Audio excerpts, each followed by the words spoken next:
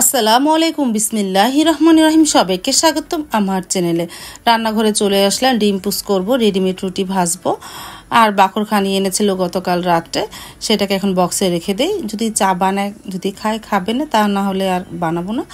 সারামণি তো চা দিয়ে বাকরখানি খুব পছন্দ করে, এখন বক্সে রেখে দিই। গতকালকে রাত্রে এনেছিল, আর বক্সে ঢোকাতে মনে ছিল না।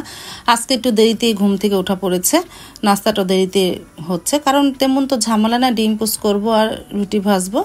তারপর তো এই যে সাইদুলের বাবা ডিম পুস আর রুটি খাচ্ছে, সাথে জান্নাত বুড়িও চলে এসেছে দেখো। আর এখন ঘড়িতে প্রায় 9:30 বেজে এসেছে। আমরা আজকে কত দেরিতে নাস্তা খাচ্ছি, সবসময় 8:30 বা 8টার মধ্যে নাস্তা খাওয়া হয়। আজকে একটু দেরিতে ঘুম থেকে উঠেছে, কারণ সকালে একটু বৃষ্টি হয়েছে, তো তার জন্য ঠান্ডায় একটু ভালোই ঘুম আসলাম।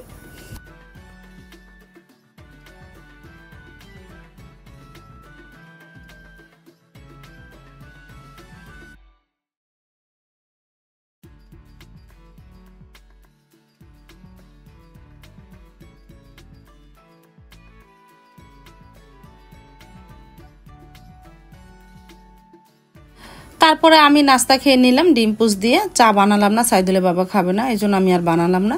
সারামণি যখন উঠে ও ওরটা বানিয়ে খাবে না।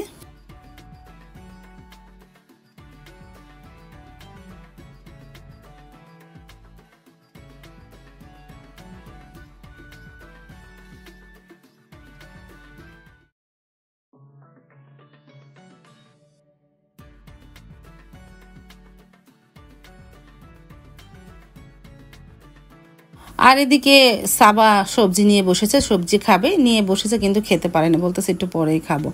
আর এদিকে সারামণি চা খাচ্ছে বাকরখানি দিয়ে, আর একটু টিভি দেখতেছে।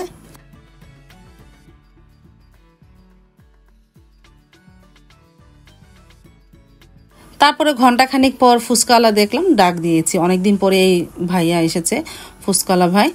তারপরে আমরা ফুচকা কিনলাম।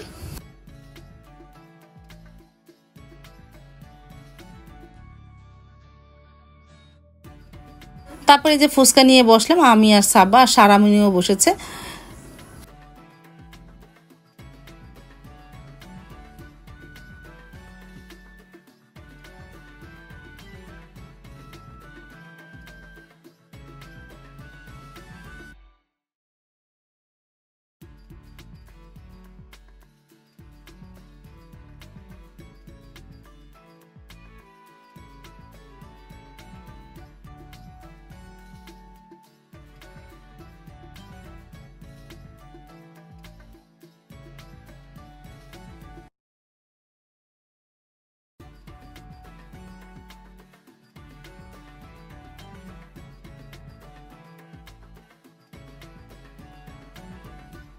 ফুচকা খেয়ে তো ঝাল লেগে গেছে, আর সাইদুল বাবা তো আইসক্রিম এনেছিল গতকালকে রাত্রে, আর খাওয়া হয়নি।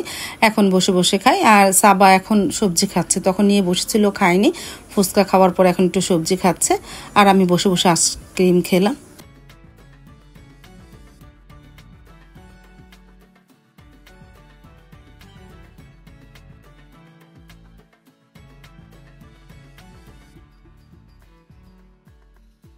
ঘন্টা দুয়েক পর রান্নাঘরে চলে আসলাম। এই যে খাসির কলিজা আর ফ্যাপসা ভিজে রেখেছিলাম, এখন একটু সিদ্ধ করে নিলাম, আর তারপরে ভাত বসিয়ে দেই। আর আজকে তো গতকালকের কই মাছ লবণদা রেখেছিলাম, সেটাকে আজকে মূলা শাক দিয়ে রান্না করব। সিদ্ধ তো প্রায় হয়েছে, এখন ভাতটা বসিয়ে দেই, তারপর আস্তে আস্তে রান্নাটাও শুরু করে দিব। আর এই যে কই মাছ গতকালকে লবণ দিয়ে বাহিরে রেখে দিয়েছিলাম, এখন ভালোভাবে ধুয়ে নিব।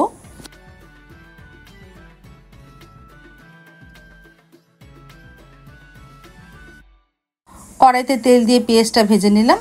এখন আদা রসুন দিব, হলুদ গুঁড়া, মরিচ গুঁড়া, ধনিয়া গুঁড়া দিয়ে মশলাটাকে একটু কষিয়ে নিব। কই মাছ রান্না করব।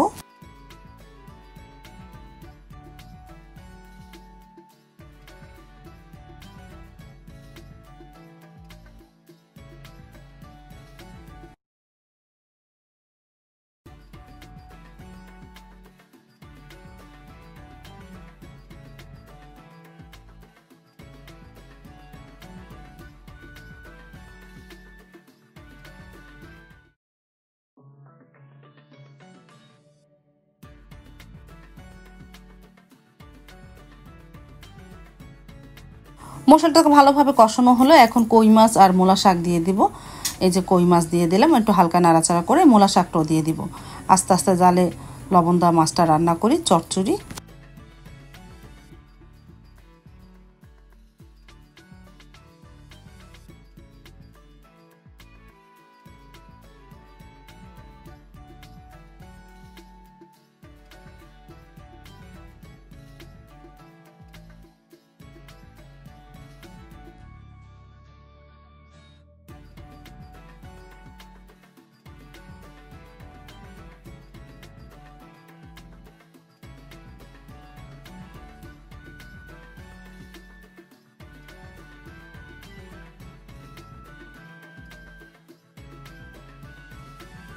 তারপর তো মশলা কষানো হলো। এটা হলো কলজা ফেফসার মশলা।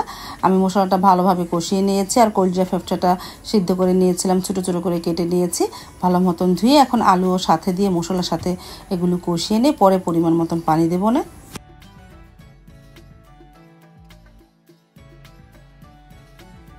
আর পাশের চুলায় কই মাছের চচ্চড়িটা হচ্ছে, পানিটা প্রায় শুকিয়ে ফেলবো।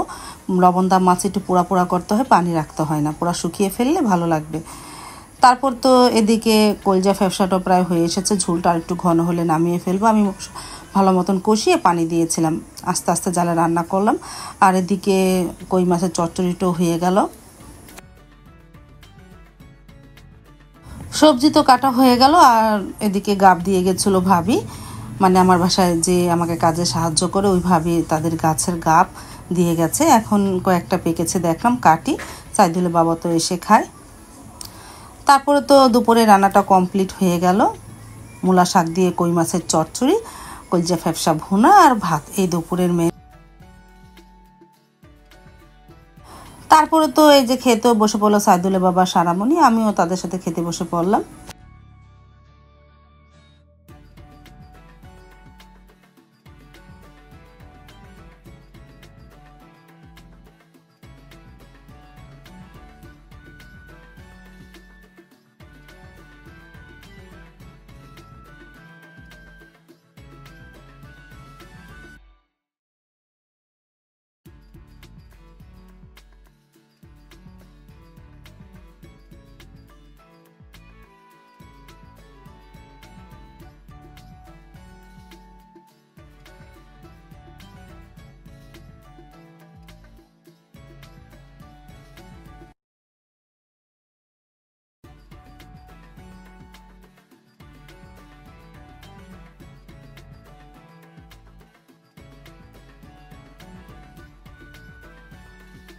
খাওয়া দাওয়া করে উঠেছি, তারপরে দেখি বাইরে বৃষ্টি হচ্ছে।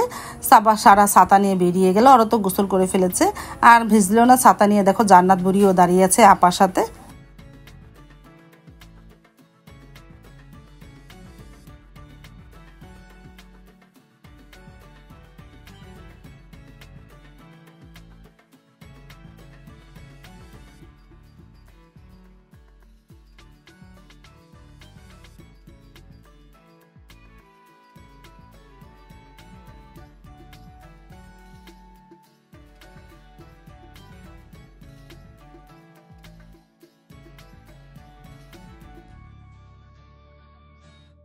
তারপরে বিকেল তো আজকে হাঁটতে বের হলে, আজকে তো অনেক বৃষ্টি হয়েছে, অনেক পানি জমে আছে এক এক খানে খানে, এই জন্য আজকে বের হলাম না। রান্নাঘরে চলে আসলাম, গরুর গোস্ত বের করে রেখেছি, ব্লেন্ডারে ব্লেন্ড করে নিয়ে 2টা ডিম সিদ্ধ দিলাম। একটা ডিম দিয়ে মেয়োনিজ বানাবো, এই জন্য সিদ্ধ করে নিতেছি। তারপরে তো গরুর গোস্তটা ব্লেন্ডারে ব্লেন্ড করে নিয়েছি 2টা কাঁচামরিচ দিয়ে। এখন ময় মশলা দিয়ে ভালোভাবে মেখে নিব। আর এদিকে পাউরুটিটা ব্লেন্ড করে নিতেছি। আমি অনেক সময় এই কিমার সাথে পাউরুটিটা ভিজিয়ে দিই, কিন্তু আজকে দেখলাম একটা রেসিপি দেখেছি পাউরুটিটা গুঁড়া করে দিয়েছে, এই জন্য মনে করলাম পাউরুটিটা শুকনো অবস্থায় গুঁড়া করি। আমি পেঁয়াজ কেটে নিয়েছি, এর মধ্যে জিরার গুঁড়া দিলাম, তারপরে গরম মশলা ফাঁকি দিব। আমার ঘরে যে মশলা আছে তাই দিয়ে করলাম, গরম মশলা ফাঁকি, একটু গোলমরিচের গুঁড়া, টেস্টিং সল্ট, এই যে গোলমরিচের গুঁড়া দিলাম, সামান্য পরিমাণ একটু টেস্টিং সল্ট দিলাম, তারপরে একটু চিলি ফ্লেক্স মানে মরিচের গুঁড়া করে রেখেছিলাম ভেজে, তাই দিলাম, দিতে যে একটু পড়ে গেল দেখো। এখন এই চিলি ফ্লেক্সটা দিলাম, আর দিব লবণ, একটা ডিম দিব।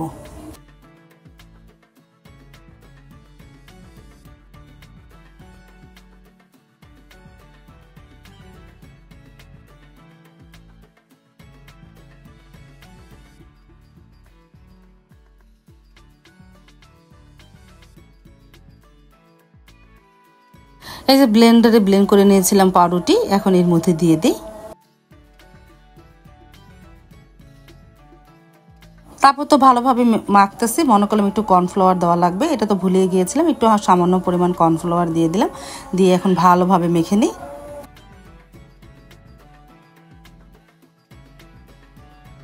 মাখা তো হয়ে গেল। আর এদিকে আমি মেয়োনেজটাও বানিয়ে ফেলেছি সিদ্ধ ডিম দিয়ে, ইউটিউব থেকে রেসিপি বের করে বানিয়ে ফেললাম। এটা আর তোমাদের কি দেখাবো, তোমরা ইউটিউব থেকে এই রেসিপিটা দেখে নিও। একটা ডিম মানে সিদ্ধ ডিম দিয়ে মেয়োনেজ বানানো, মাশাআল্লাহ ভালোই হয়েছে। এখন রেডিমেড রুটি বের করে সেঁকে নিই। আজকে রুটি শর্মা বানাবো টিক্কা দিয়ে। তারপরে টিক্কাগুলো ভেজে নিই। টিক্কাগুলো আমি গোল গোল শেপ বানিয়ে ডিমে চুপিয়ে তারপরে ভেজে নিতেছি।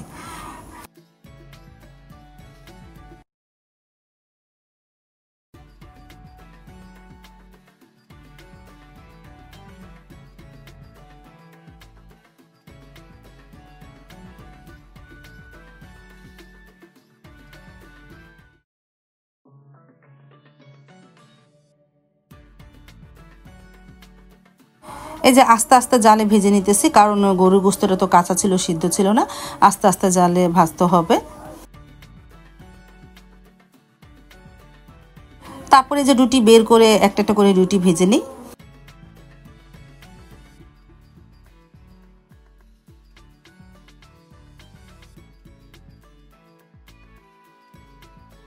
রুটি তো ভাজা হয়ে গেল, এখন সস আর মেয়োনেজ রুটির সাথে মিশিয়ে তারপরে কিমাটা এর মধ্যে ভেঙে পেঁচিয়ে দিব, তাহলে আমাদের কিমা শর্মা হয়ে যাবে।